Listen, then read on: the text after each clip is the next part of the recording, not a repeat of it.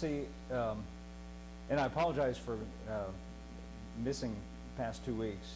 Or actually, we were here last week, missing the week before that.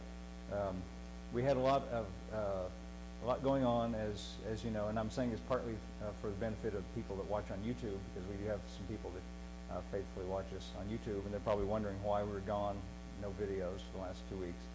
Well, part of it was lots of things kind of happen all at the same time. We asked to get new carpet in quite a while back. We asked them to come and do it, and it just so happened that the week they decided to do it was the same week that April was going to be gone with Anton to Paris for his class, for his paper that he was presenting there. And so they were gone, and that's the week they decided to do the carpet. So they called up on the phone and said, we need everything out of the church so we can do the carpet. Well, Anton's gone, Phil's still in school, so it's basically just me, yeah, and it was kind of a chore, you know, move things around. But we got it all arranged, we got it all situated, so we got that done. And then we had graduation when they got back. Phil, can you get a shot of the new carpet, just for the benefit of whoever's watching on the video? I don't know what you have to do to show it. We're proud of it. Now everything matches. Everything's kind of a red color. Even the camera's got a red color too. And my guitar, I didn't plan it that way, but the guitar is red. But anyway, yeah, that's the theme here. And thank you, Charlie, for taking the yellow theater chairs. They didn't bother me, to tell you the truth. The chairs didn't bother me, but April, they drove her crazy. She didn't like those. She thought they were ugly. And we're glad that those are gone. Sorry that you have them now. But then it was so bare up here, it just looked kind of blank. So I guess I overdid it. Now it's like a forest. I'm in the forest here. And, well, thank you. That's good. Well, it's better than a blank wall. It looked like, you know, a firing squad or something before, just the blank wall. Anyway, I think I think I'll get used to it. You know, but I keep thinking there's somebody standing behind. I keep feeling like somebody over my shoulder. Okay, so that's the explanation for everything. But we're glad to get everybody back and everything situated again. And I saw a story on, you know, on the internet. You see all kinds of stories and things. And I saw this story just this morning, as a matter of fact. April and I were sitting there, and I saw this story. Archaeologists have discovered the oldest complete rug. That's what they said. And I read this. Oh, listen to this. Archaeologists have discovered the oldest complete rug. He said, well, evidently they never saw that one we used to have at the church. that was the oldest. Anyway, so we're glad to get that one out, and it had just about had it. Okay, well, I'd like to read today from Hebrews chapter 11, and beginning with verse 1. Hebrews chapter 11. And of course, as you know, we call this sometimes faith chapter, because the author, and I say the author because we don't really know who the author is. That's because the author does not identify himself. In Paul's epistles, for instance, he says Paul, and so we know it's by Paul and James and Peter and so forth. This author does not identify himself, or if he did, that part of it is missing, but there's no identification, so we just say the author. Evidently, he's somebody who's pretty smart and authoritative. In the early church, they believed it was Paul, and so they ascribed it to the Apostle Paul, and I can go along with that. That's good enough for me. But whoever it is, I'm just, to be upfront and honest, we don't know. But the author in chapter 11 talks about faith quite a lot. That's the subject. And so he begins with a kind of a definition of faith, an explanation because he's going to talk about it. And he says in Hebrews chapter 11, verse 1 says, now faith is the substance of things hoped for, the evidence of things not seen. So right away, we're told that faith has to do with things for which there is no other evidence. It is the evidence of things not seen, things that are not seen. In other words, to say it another way, if things are seen, then faith is not necessary. In other words, I don't need to believe what I can perceive with my physical senses. I know it. In other words, I don't need to believe that there's chairs sitting here in front of me because I can see them with my eyes, I can perceive them. Faith is not part of that. But when we're talking, as we will in a moment, about God who is invisible, whom my physical senses do not perceive, that's where faith is necessary. So he says again, let me read it again, faith is the substance of things hoped for, the evidence of things not seen. Verse 2 says, for by it the elders obtained a good report. Now the elders, he means there, are the people who lived in older times, specifically in the Old Testament. People that you read about in the early part of the Bible in the Old Testament, those are the elders. And this is, we might miss it if we just didn't think about it, but it's actually kind of a revolutionary thing that he's saying here. He's saying the reason that they have a good report, the reason that they are spoken well of, is not because of the things that they did, but because of their faith. That's what he's asserting here. He says, by faith, the elders obtained a good report. And then he goes on in this chapter to give examples of that, or to explain that, or illustrate it. So, he starts in verse 3 by saying, through faith we understand that the worlds were framed by the word of God, so that the things which are seen were not made of things which do appear. He's saying that it's by faith that we understand that, because we were not there. We didn't see it. We didn't see the worlds framed. We didn't see the beginning of creation. We didn't see things come into existence. We don't have first-hand knowledge of that, so it's something that we believe. It's something that faith applies to. By faith we believe that. Verse 4, by faith Abel offered unto God a more excellent sacrifice than Cain, by which he obtained witness that he was righteous, God testifying of his gifts, and by it he, being dead, yet speaketh. And of course that alludes to, makes reference to the story of Cain and Abel in the Bible that you know. Cain and Abel, the offspring of Adam. Cain came and offered the fruit of the ground, which, by the way, the chapter before God had cursed, or had said is cursed. I don't know if it's fair to say God cursed it, or just said now it's cursed because of what you've done, Adam. The ground now is cursed. But Abel brought forth, Cain brought to God the fruit of the ground, and Abel brought a lamb from the flocks. And you might think, well, they both brought their thing. You know, why was God so? It says God had respect unto Abel's offering, but not Cain's. And so we're left to sort of ponder that. And he says here it's by faith that Abel offered a better sacrifice than Cain. Isn't that what he says, I think? By faith Abel offered unto God a more excellent sacrifice. He offered a lamb. And when it says by faith, evidently, only way I can understand this is that Abel believed in order to have a relationship with God now, a death is necessary. And so he brought the lamb, the death of the lamb. Now we know from our perspective, looking back on it, you can see, or we could say that that's a type of a foreshadowing of Christ, who would come and offer himself as a sacrifice to make us right with God. And as a matter of fact, God did sort of say to Eve in the prior chapter, before this all happened, that her seed would crush the serpent's head and so forth. Sort of God predicted someone would come. So we might say that Abel believed that, and believed that a death was necessary for him. Cain, on the other hand, brought you could say that Cain brought the fruit of his own efforts and his own labor. God said that the ground will bring forth by the sweat of your brow. That's what he said to Adam. And Cain brought forth what he produced by the sweat of his own labor, his own effort.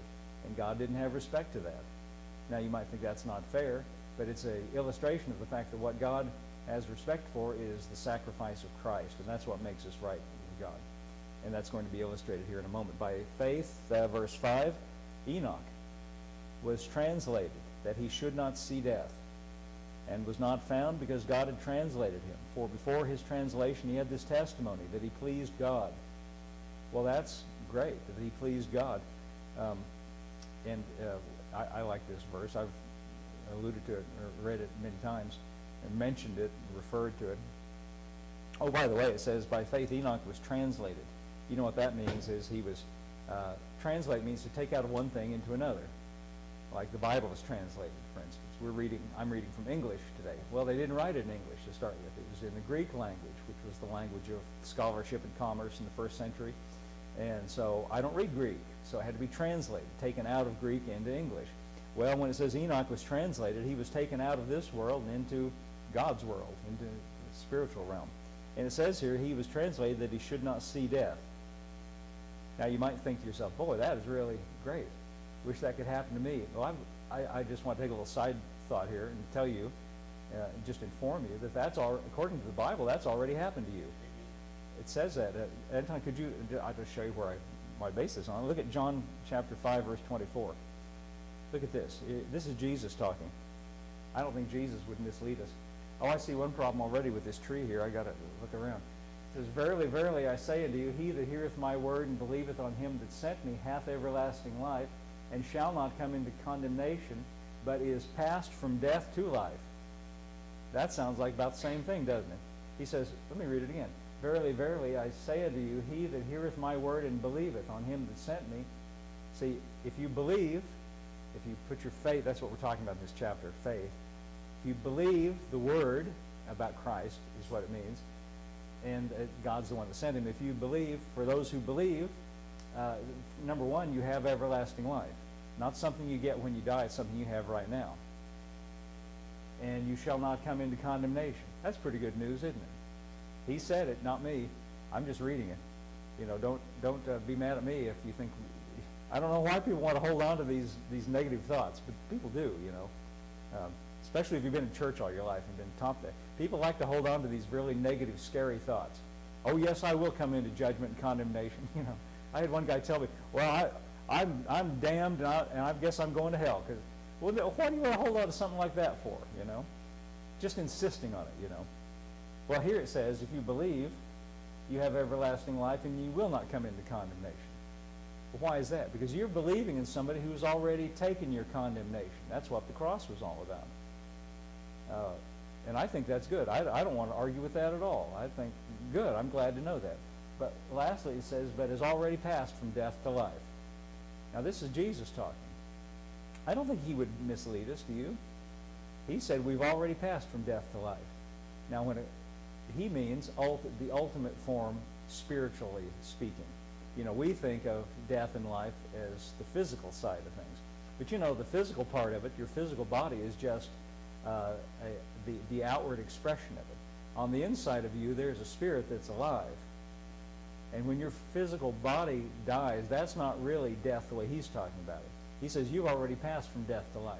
And when a Christian, when somebody who believes in him, when your physical body is exhausted or is for some other reason, when it dies, your spirit goes right to where he is. Paul said to be absent from the body is to be present with the Lord. That's not a bad thing. Now, I'm not in any hurry. I like it just fine here. And I think he wants us here, by the way. But just to set that in its proper perspective, we've already passed from death to life. That's what he says. Here's one more. This one's even more, this is even wilder yet. Jesus, he's pretty wild sometimes. John chapter 11, verse 25. This is Jesus when he comes to the tomb of Lazarus, and he's talking to Mary and Martha.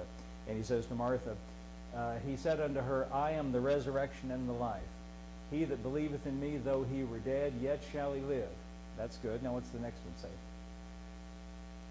Next verse. And whosoever liveth and believeth in me shall never die.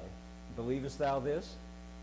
Now that's pretty blunt and pretty explicit, isn't it? He said, whoever is dead and believes in me, yet shall he live. But whoever lives and believes in me shall never die. Believest thou this? And he asks her a question. Do you really believe this? And I guess by extension he's asking that to us too. Well, how can we understand this? Well, he obviously doesn't mean physical death, because if that's the case, that every Christian, every believer since the time of Christ until now has died physically. But he doesn't mean it that way. That's not the thing that he's talking about. He's saying, well, by the way, what did he mean when he said you've already passed from death to life? Well, the Bible uses an expression, a way of saying things. Paul, when he talks about our life before we were Christians, he calls that dead in trespasses and sins. Dead in trespasses and sins. And when we become Christians, we pass out of that condition of separation from God into a condition called life. That's why it's a condition of right relationship with God. That's why when your physical body dies, it's not in question. There's no question about where you go.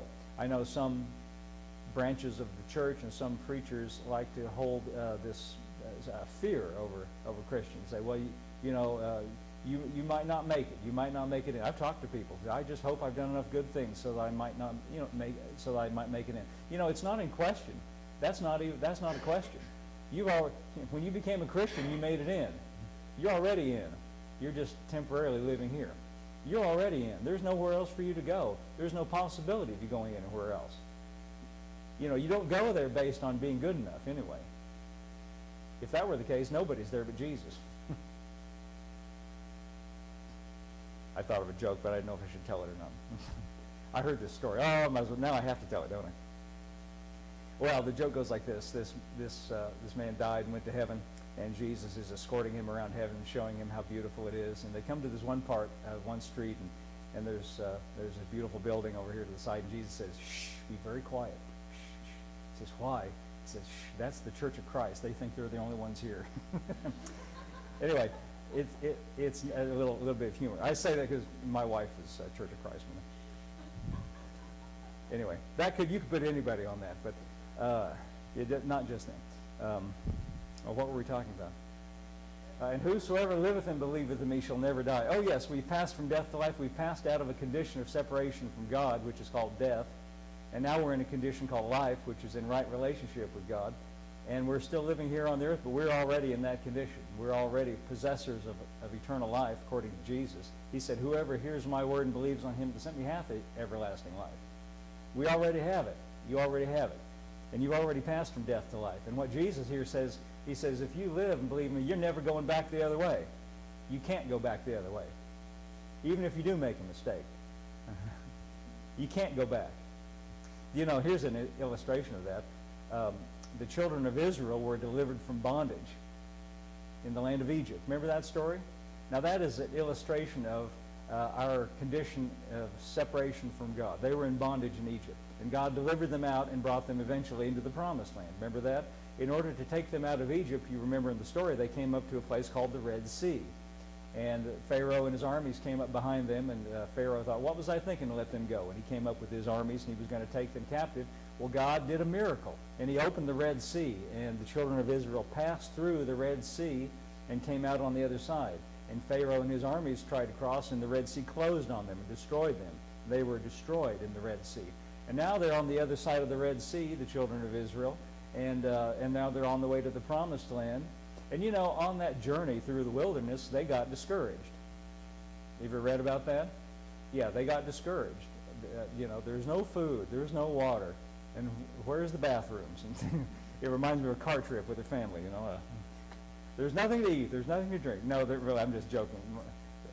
Our car trips are very pleasant, aren't they, Anton? Except that one time we went on vacation and I didn't plan ahead and get reservations. We got to a place and there was a convention going on and there were no rooms. This is like Jesus. There wasn't even a manger, And there was, what was that town called? Do you remember? Page, Arizona, I think, something like that. Anyway, we left the Grand Canyon that day. We were really tired and we got to this town. We'll just stay here for the night. Well, there was no rooms. And, actually there was. When I first went in the Motel 6, they said, well, we got one room for $150. And I said, I'm not paying $150 for Motel 6. I'm going somewhere else. Well, that was when I found out there wasn't anywhere else. So I came back and said, okay, I'll pay $150. Sorry, the room's gone. And I got on the phone. There's no rooms for 150 miles around. And now it's about 11 o'clock at night. And so what we did is we slept in the car. And Elizabeth slept in the back end on top of the luggage. And when she woke up the next morning, she said, oh, Daddy, thank you for letting me sleep in the trunk. I said, I'm glad DHS didn't hear that, I don't know, what are we talking about here? Oh, yeah. They're crossing the wilderness, and they were discouraged, and they were complaining. I said it's like a car trip. But no, everybody's very pleasant. I was the one who was grouchy on that little deal. But the children of Israel, they came out of Egypt, and they're crossing the wilderness. And they got discouraged, and they said some things they regretted. And they said, one of the things they said is, oh, that we had died in Egypt. If we could, we'd go back. They said that. If we could, we'd go, even though it was bondage, even though that's what God brought them out of. But you know what? Even though they got discouraged, even though they might have gone back, you know what? They couldn't go back. You know why? Because God did a miracle to get them out. And he wasn't going to do a miracle to let them go back. They couldn't go back. See, that is an illustration of the fact that we as Christians have passed through the Red Sea, so to speak, meaning the blood of Christ. The blood of Christ separated us from where we used to be, and we can't go back, even if we do get discouraged. I talk to people sometimes, as you know, I do the prison service on Sunday nights, and sometimes these men will come up to me on the yards, oh, I didn't come to church tonight because I used to be a Christian, but I backslid. And I always tell them, I don't care what you think, but wherever you think you slid, God slid with you. Backslid is not New Testament language. You can't go back, even if you do get discouraged, even if you do make mistakes. See, you're going to heaven, you're being accepted with God was never based on your performance in the first place. It's based on the blood of Jesus and nothing else. Oh, on your part, it's based on faith. That's what we're talking about here. And Jesus said, whoever lives and believeth in me. See that? You notice how faith keeps coming up in this? Jesus said that. Whoever lives and believeth in me will never die. That means you can't go back. He said it, not me. Now, he obviously doesn't mean physical death, because every Christian that's ever lived has died physically. And Paul mentions that, to be absent from the body. That's talking about physical death. He means the condition you're in now in right relationship with God is permanent, and you can't undo it. It can't be undone. Isn't that good news? I think it is. That's so different than what I used to hear as a Christian. Preachers, I think that unless they can get you scared, then you won't do right. But you know what? That being scared only lasts a little while. That's just a little. That doesn't stick. Jesus knows more than we do, so we can trust him on this. Okay, now what were we talking about? Oh yeah, Enoch. Hebrews 11:5. By faith Enoch was translated that he should not see death. And I was making the point that we've all experienced the same thing, even if we don't recognize it. We have. We will not see death. Physical death is nothing but a change of address. You're just leaving here and going somewhere else. You're living in this temple, in this tabernacle. Paul says we've got a building not made with hands, eternal in the heavens. Paul says that. Anyway, should not see death and was not found because God had translated him, but before his translation he had this testimony, that he pleased God. So you might stop and think to yourself, wow, this guy Enoch pleased God. What did he do to get this testimony? That he pleased God? I mean, what did he must have by hand erected a cathedral maybe. Or maybe he, what could he have done to please God this way? What significant and extravagant work did he do? Well, if you go back to the Old Testament, I'm not going to turn there right now, but just for reference sake, if you ever want to, it's in Genesis 5:22 through 24, 22, 23, 24. That's all you read about Enoch in the Old Testament. And you know what it says? This is all it tells you about Enoch. Enoch walked with God and was not, for God took him. That's all it says. He walked with God. That's all. And so we gather by what we read here that he walked with God by faith. He believed in a God that he couldn't perceive with his physical senses, and he walked with him. Now, when I say it that way, we can all do the same thing. That's what pleased God, that Enoch believed. Now, if you want to hear it explicitly, look at the next verse. Verse 6 says this, but without faith it is impossible to please him. Now, remember, he's talking about what he just said about Enoch, how he pleased God. I think this is really revolutionary and amazing what he says here. Verse 6, without faith it is impossible to please him. I'm just going to stop right there for a moment. Well, let's read the whole thing. For he that cometh to God must believe that he is, and that he is the rewarder of them that diligently seek him. Now, what's surprising to me about it is what he didn't say. He evidently, what he's saying, if I can phrase it a little differently, it's faith that pleases God. What pleases God is our belief or our faith in him. What's amazing to me as a Christian, as a person who's been in church a lot, is the things that it didn't say. I think if this were written today by church people or Christians at large, I think what most people would say, if your job was to write a verse in the Bible and explain what pleases God, what I think most people would write is, without a holy life, it's impossible to please him, or something along those lines. Without good behavior or a holy life. He could have put that in there. He could have written that. But you see, what he's saying in this chapter is, it's not the holy lives of these saints in the Old Testament that pleased God, it was their faith. Now, the first thing I'm going to say about that is there's no such thing as the holy life, except for the one that Jesus lived. And everything else is something short of that. Now, yours might be better than mine might be better than somebody else's, but none of them cut it. None of them are good enough. See, that is a fantasy, this idea of a holy life, a personal holy life. The only holy life there is the life of Christ. And that's why Paul, when he's writing to the Colossians, says, Christ in you, the hope of glory. His is the only one that's acceptable. The second thing about that is, Let's see, that was the first thing. I had another one in mind. The second thing is, what was the second thing I was going to say about that? Well, anyway, that's a good enough one. We'll stay with that. It'll come to me in a minute. I had two thoughts about that I was going to give you. But the first one is, Christ is the only one that's acceptable. But we imagine, that what if we're going to, if we want to please God, well, it's a life of strenuous moral effort, strenuous self-sacrifice, and strenuous exertion. People have that mindset. Christians do. And by hearing them talk. People reveal how they think by what they say. And you hear this a lot. I'm going to try harder. I'm going to redouble my efforts. I'm going to turn over a new leaf. I'm going to. That's all about you and what you do. If he had said here, without a holy life, meaning something that you do, it wouldn't really be about him anymore. It would be all about you. And it would be something, by the way, that you could boast about if you thought you had accomplished that. But no, he says, without faith it is impossible to please him, meaning that it's him. You see, faith has an object. It's your faith in him that allows this to happen, not what you do for him. And that's what pleases him. What pleases him is when we trust him enough to let him work. Now, there's another passage that sheds some light on this that I'd like to read in Romans chapter 8, just for a moment. Romans chapter 8. Oh, I know, the second thing I thought of. I knew there were two things. First one is, there's no such thing as a holy life, except for the life of Christ. The second thing is, holiness, or a right life, is a byproduct of your faith. It is something that grows out of, and it is a byproduct. It's not something that is the main object that you produce in order to please God. Your faith is what pleases God when you trust him. And a right life is an eventual byproduct. Now here's a passage that tells us that. In Romans chapter 8, I'm glad these things are right here in the Bible for us to read, so we can escape from the mindsets that keep us bound, really.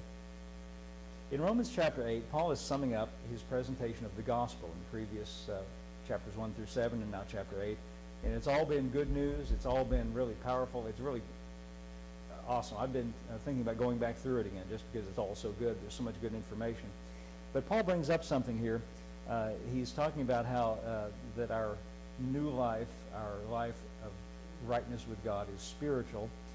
And he then comes to talk about what about our physical part of our lives.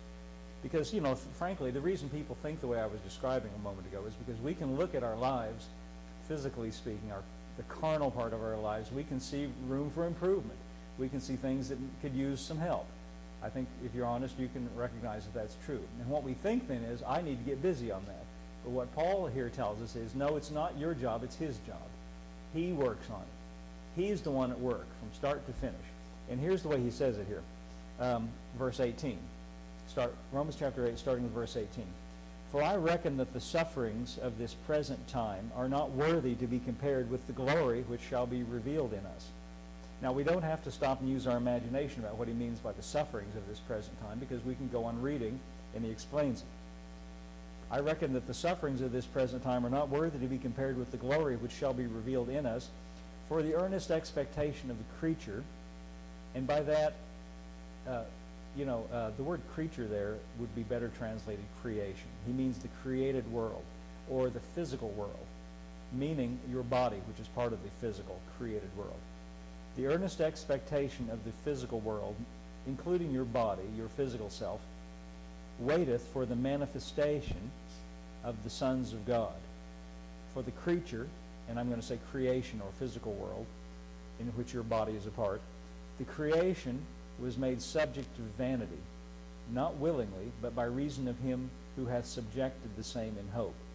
Because the creature, or the creation, or your physical self, which is part of creation, the physical world, itself shall be delivered from the bondage of corruption into the glorious liberty of the children of God.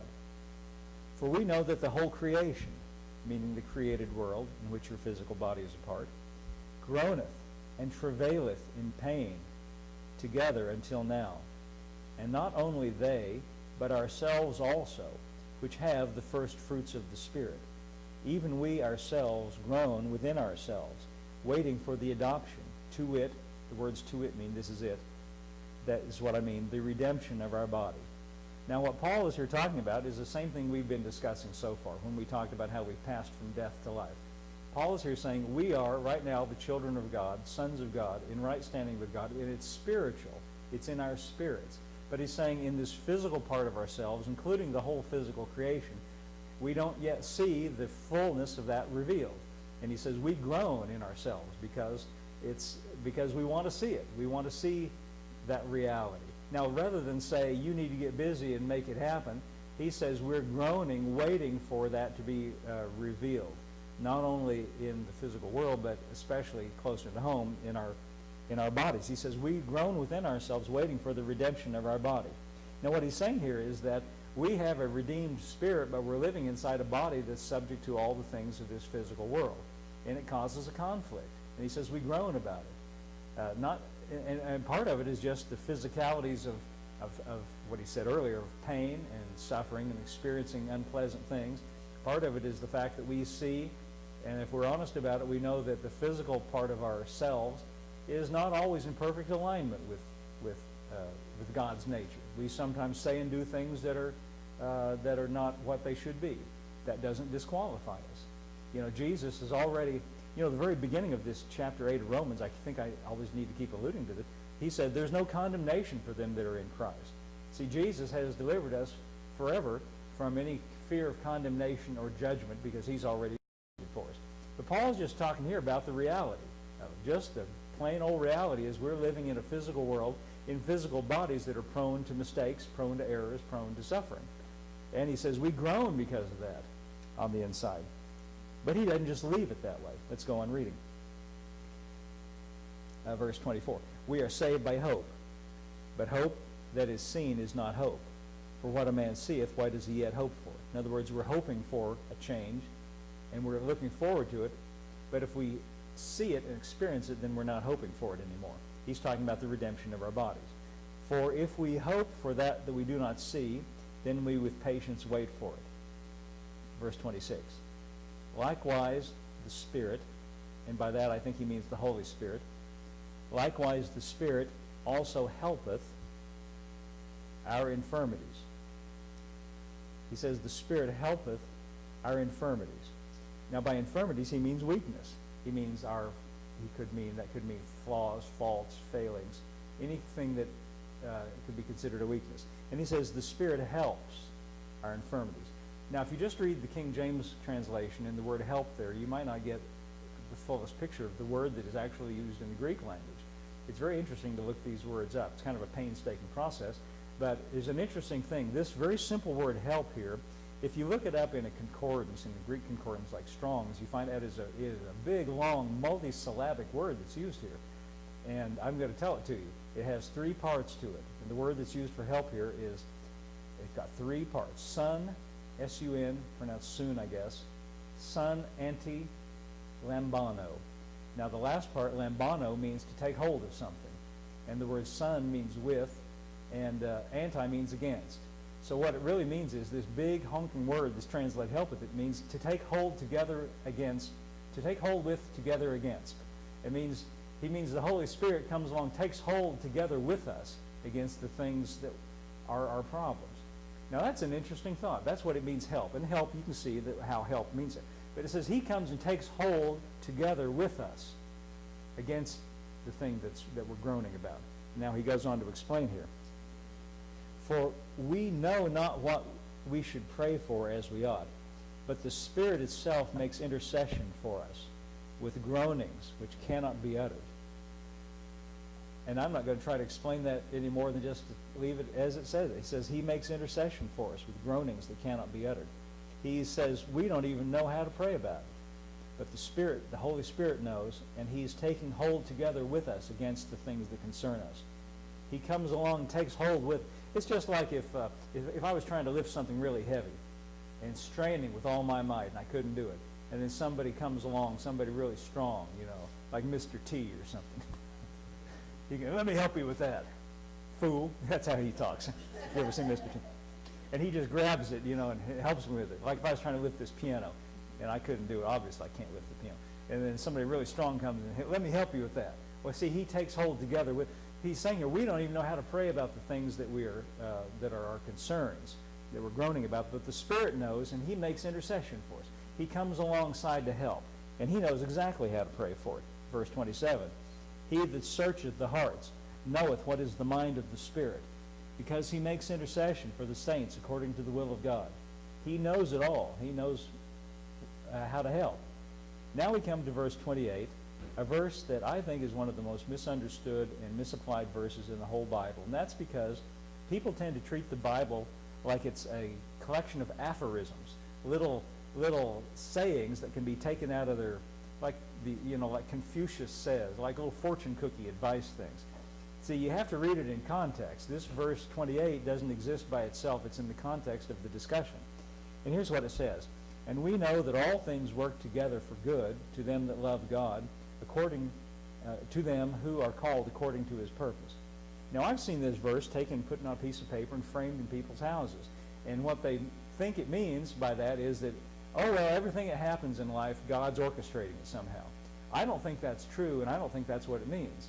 If you think that, then you've got a view of a sadistic God. Because if you think everything that happens is God working something out, then that means you're attributing all the bad things in life that happen to God working out some mysterious purpose. I don't think that's true, and I don't think that's what he means here. He's talking about, specifically when he says, all things work together for good. Remember what we said a while ago. I went to all that trouble to give you that funny word. He takes hold together with us against. That's what he means by that. It means that God is taking hold together with us against all the things that we deal with. Now, I'm going to use for evidence for my interpretation of this a man who wrote a commentary on Romans 100 years before the King James translation that we're now reading. See, these words get etched into our minds and fixed like concrete, and we can't see it any other way. But if you could go back before the King James translation was written, this is what I'm going to do. I'm going to quote from Martin Luther, who lived 100 years before the King James translation. And in his commentary on Romans, which I've read, he has these words, talking about this verse. Now remember, Martin Luther didn't have the King James translation. He is a man who was educated in the Greek and the Hebrew, and he was reading it right out of the original languages. And in trying to teach this and explain it, here's his translation of this verse. Remember, he didn't have what we just read. He translates it this way. In all things, God works together with us for good. Now, can you see what's different about that? See, the thing of it is, in the Greek language, the syntax, the arrangement of the verbs and the nouns is not the same. And so you have to interpret what it is that you're reading and put it into English, or in this case, German. Luther says, in all things, God works together with us for good. Now that, you might think that's a very subtle difference, but I think it makes all the difference in the world. He's saying, in all things, meaning in all things that might be happening, not saying God caused all things, but in all things, God's with us, and he works with us together for good. It's not attributing everything that happens to God, but it's saying everything that happens, God's right in there with you, working for good. And I think that's a much more healthy way to look at it. That means whatever goes on in life, whatever bad things are happening, like for instance, if you're a farmer and there's a drought going on and there's no wheat crop, how about that for a bad thing? I don't have to sit back and say, oh, well, God did that, you know. I don't think God does things like that, but here's what I do know. He's right in there with me, helping.